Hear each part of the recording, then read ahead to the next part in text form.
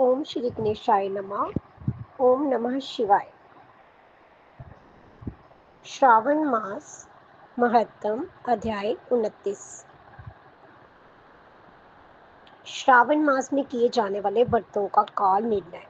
ईश्वर बोले, हे संत कुमार, अब मैं पूर्व में कहे गए व्रत कर्मों के समय के विषय में बताऊंगा। हे महामुनि, किस समय कौन सा कृत्य करना चाहिए उसे सुनिए। श्रावण मास में कौन सी तिथि किस विहित काल में ग्रहण करने योग्य होती है, उस तिथि में पूजा जागरण आदि से संबंधित मुख्य समय क्या है।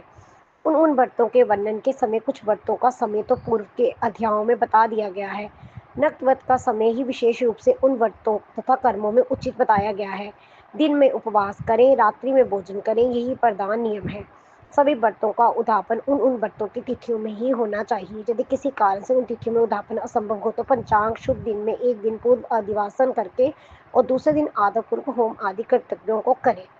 धारण पारण व्रत में तिथि का घटना व बढ़ना कारण नहीं है। श्रावण मास के शुक्ल पक्ष की प्रतिभा तिथि में संकल्प करके उपवास करें, पुनः दूसरे दिन पारण करें, इसके बाद दूसरे दिन उपवास करें। इसी क्रम से करते रहें। व्रती को चाहिए कि वह पारण में अधिविष्यान, मूंग चावल आदि ग्रहण करें। एकादशी तिथि में पारण का दिन हो जाने पर 3 दिन निरंतर उपवास करें। रविवार व्रत में पूजा का समय प्रातःकाल ही होना चाहिए। सोमवार के व्रत में पूजा का प्रधान समय सायंकाल कहा गया है। मंगल, बुध तथा गुरु के व्रत में पूजा काल के मुख्य समय प्रातःकाल है। शुक्रवार के व्रत में पूजन उषा काल से लेकर सूर्य उदय के पूर्व तक हो जाना चाहिए। रात्रि में जागरण करना चाहिए। शनिवार के दिन व्रत में नरसिंह का पूजन सायंकाल में करें। शनिवार के व्रत में शनि के दान के लिए मध्याह्न मुख्य समय का कहा गया है। शनि के व्रत में शनि के दान के लिए मध्याह्न मुख्य समय कहा गया है। हनुमान जी के पूजन का समय मध्याह्न है। अचत्थ का पूज्य प्रातःकाल करना चाहिए। हे बस रोटक नामक व्रत में यदि सोमवार युक्त प्रतिपदा तिथि हो तो प्रतिपदा 3 मुहूर्तों में कुछ अधिक होनी चाहिए, अन्यथा पूर्व जोगृति प्रतिपदा ग्रहण करनी चाहिए। औदंबरी द्वितीय सायंकाल व्यापनी मानी गई है। यदि दोनों तिथियों में पूर्व वेद हो तो द्वितीय संयुक्त द्वितीय ग्रहण करनी चाहिए।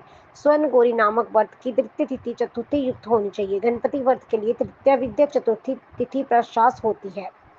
नागों के पूजन में षष्ठी युक्त पंचमी प्रशस्त होती है। सोपादन व्रत में सायंकाल सप्तमी युक्त षष्ठी श्रेष्ठ होती है। शीतला के व्रत में मध्याह्न व्यापनी सप्तमी ग्रहण करनी चाहिए। देवी के पवित्र रोपण व्रत में रात्रि व्यापनी अष्टतिथि ग्रहण करनी चाहिए तथा नक्त व्यानी कुमारी नमी प्रशास्त मानी जाती है। इसी प्रकार आषाढ़ नामक जो दशमी तिथि है वह ही नक्त व्यापनी होनी चाहिए।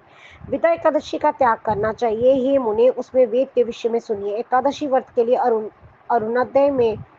अरुणोदय में दशमी का वैद्य वैष्णवों के लिए तथा सूर्योदय में दशमी का वैद्य सम्राटों के लिए निदित होता है। रात्रि के अंतिम पहर का आधा भाग अरुणोदय होता है।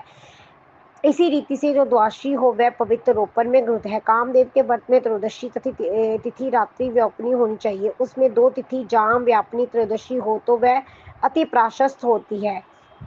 शिव जी के पवित्र रोपण व्रत में रात्रि व्यापनी चतुर्दशी होनी चाहिए। उसमें भी जो चतुर्दशी अर्घदात्री व्यापनी होती है वह अति श्रेष्ठ होती है।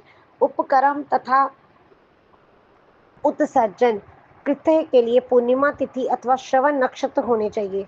यदि दूसरे दिन 3 मुहूर्त तथा पूर्णिमा हो तो दूसरा दिन ग्रहण करना चाहिए, अन्यथा दैत्रीय शाखा वालों को और ऋग्वेदियों को पूर्व दिन ही करना चाहिए।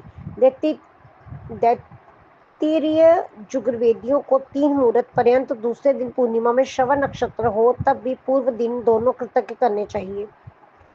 यदि पूर्णिमा तथा श्रावण दोनों का पूर्व दिन एक मुहूर्त में अंतर जोग हो तो दूसरे दिन 2 मुहूर्त के भीतर दोनों समाप्त हो गए हो तो पूर्व दिन की दोनों कर्म होनी चाहिए। यदि हस्त नक्षत्र दोनों दिन अपराह्न काल व्यापी हो तब भी दोनों कृत्य पूर्व दिन ही संपन्न होने चाहिए। श्रावण क्रम में उपक्रम प्रयोग के अंत में दीपक का काल माना गया है और सर्वबलि के लिए भी वही काल बताया गया है। पर्व के दिन में अथवा रात्रि में अपने अपने सूत्र के अनुसार जब भी इच्छा उसे करना चाहिए। इस दीपदान तथा सर्व बलिदान कर्म में अस्तकाल व्यापनी पूर्णिमा प्रशस्त है। हरिग्रीव के उत्सव में मध्याह्न व्यापनी पूर्णिमा प्रशस्त होती है। रक्षाबंधन कर्म में अपराह्न व्यापनी पूर्णिमा होनी चाहिए। इसी प्रकार संकट चतुर्थी चंद्र व्यापनी ग्रहण होनी चाहिए। यदि चंद्र व्यापनी चतुर्थी दोनों दिनों में हो अथवा दोनों दिनों में ना हो तो भी